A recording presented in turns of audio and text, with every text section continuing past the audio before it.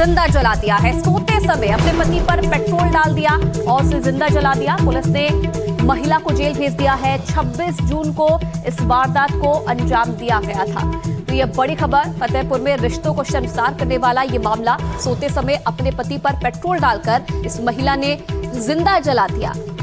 शुरुआती जांच में ये भी सामने आ रहा है कि शराब का आदी था पति और इसी से लगातार जो है पत्नी नाराज थी, परेशान थी और इसीलिए इस पत्नी ने इस वारदात को अंजाम दिया है। मिट्टी का तेल कहाँ डाली थी? वही बिस्तर तभी। अच्छा, वो डाले थे या तुम? हम डाले थे, वो ले सो गए थे। अगर जगते होते तो फिर ना हो पाता। तो किसके लिए डाली थी? उसी के मारने के लिए? वैसे ही बस डाल दिए थे मारने के लिए। तो बहुत प्रताड़ित थी, तो दूसरे के बहकावे में खा गए ऐसे। दोनों पति पत्नी के बीच में किसी बात को लेकर वाद विवाद रहता था और उस दिन पत्नी ने जानबूझकर, जब वो इनका पति सो रहा था तो आसपास उसने पेट्रोल छिड़का। पेट्रोल छिड़कने के बाद माचिस जलाकर वो बैंक बाहर से गेट बंद करके बैंक गई और बैंक से वापस आके बाहर से गेट खोला और बड़ी होशियारी से अंदर का गेट बंद भी कर दिया उन्होंने। और फिर आसपास शोर मचाया कि उनके घर के अंदर आग लग गई, जिससे ऐसा आसपास के लोगों को लगे कि दरवाज़ा अंदर से ही बंद था और किसी दुर्घटनावश आग लगी है। और ये उनके द्वारा जब पूरी घटना के स्वीकार किया गया तो पुलिस ने मुकदमा लिखकर विधिक कार्रवाई करते हुए उसमें उनकी पत्नी। अब आगरा से एक मामला आपको बताते हैं। यहाँ एक घर में पुलिस कुदाल और फावड़े चला रही थी। बदबू इतनी भीषण थी कि खुदाई करने वालों को उल्टियां होने लगी। लेकिन जब फर्श टूटा तो नीचे से निकला भरोसे के कत्ल का वो खौफनाक सच, जिसे देखकर पुलिस भी सन्न रह गई।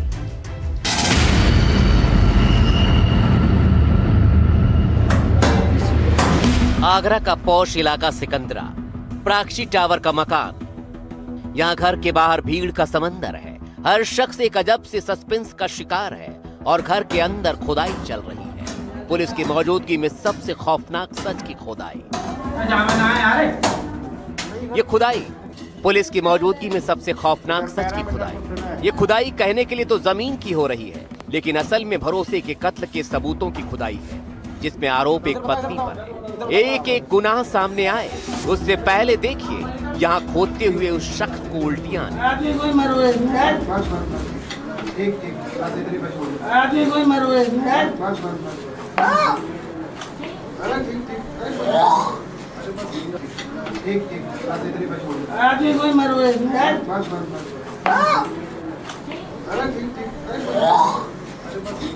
इसे बर्दाश्त नहीं हो पाया और इसका दिमाग चकरा गया। लेकिन पुलिस तो ठहरी पुलिस, काम तो करना ही। पुलिस खुदाई वाली जगह पर पहुंची और फिर हुआ खुलासा, जिसे सुनकर यहाँ मौजूद समूचा मोहल्ला, उसका कलेजा कांप गया। पता चला कि इस घर के मालिक सुरेंद्र शर्मा का शव बाथरूम में यानी वॉशरूम में यहाँ दबा हुआ है। जी हाँ, इस घर के मालिक का शव यहाँ से बरामद हुआ।